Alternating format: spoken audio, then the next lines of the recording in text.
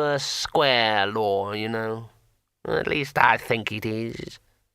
As the dragons fly further away, they begin to dwindle. Otherwise, my little Liesa would be ruling the whole world by now, if I know anything about it. But I can see I mustn't keep you. I expect you'll be wanting to rescue your friend. Two-Flower gaped. "Harun," he said. "Not him. The skinny wizard. My son, Liort, is trying to hack him to pieces. I admired the way you rescued him. Will, I mean." Two-Flower drew himself up to his full height, an easy task. "Where is he?" he said, heading towards the door with what he hoped was an heroic stride. "Just follow the pathway in the dust," said the voice. "Liesa comes to see me sometimes. She still comes to see her old dad, my little girl.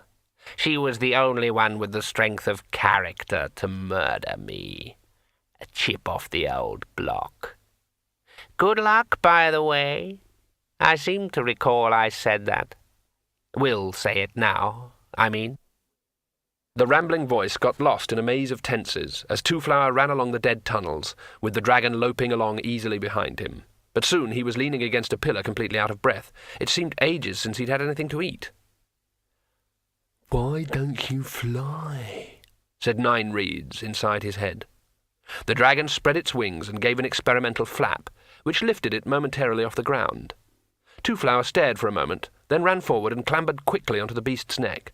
Soon they were airborne, the dragon skimming along easily a few feet from the floor and leaving a billowing cloud of dust in its wake. Two-Flower hung on as best he could as Nine Reeds swooped through a succession of caverns and soared around a spiral staircase that could easily have accommodated a retreating army. At the top they emerged into the more inhabited regions, the mirrors at every corridor corner brightly polished and reflecting a pale light. "I smell other dragons." The wings became a blur, and Two-Flower was jerked back as the dragon veered and sped off down a side corridor like a gnat-crazed swallow. Another sharp turn sent them soaring out of a tunnel mouth in the side of a vast cavern. There were rocks far below, and up above were broad shafts of light from great holes near the roof.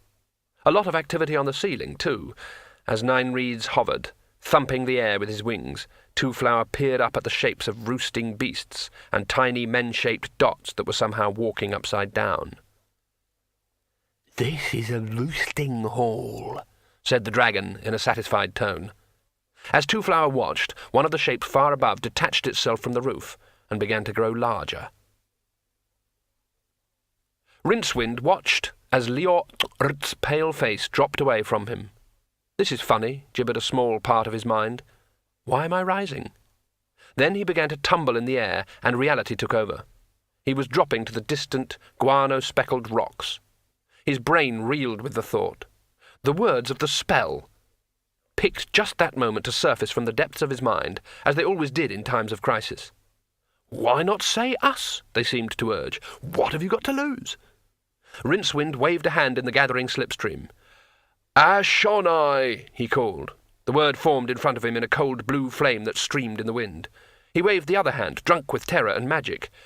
"Ebiris," he intoned. The sound froze into a flickering orange word that hung beside its companion. "Urshoring, Kavantai, Pythan, Ngurad, Feringomali." As the words blazed their rainbow colours around him, he flung his hands back and prepared to say the 8th and final word that would appear in coruscating octarine and seal the spell. The imminent rocks were forgotten. He began. The breath was knocked out of him. The spell scattered and snuffed out. A pair of arms locked around his waist, and the whole world jerked sideways as the dragon rose out of its long dive, claws grazing just for a moment the topmost rock on the Wienberg's noisome floor. Two-Flower laughed triumphantly. "Got him!" And the dragon, curving gracefully at the top of his flight, gave a lazy flip of his wings and soared through a cave mouth into the morning air. At noon, in a wide green meadow on the lush tableland that was the top of the impossibly balanced Wienberg, the dragons and their riders formed a wide circle. There was room beyond them for a rabble of servants and slaves and others who scratched a living here on the roof of the world.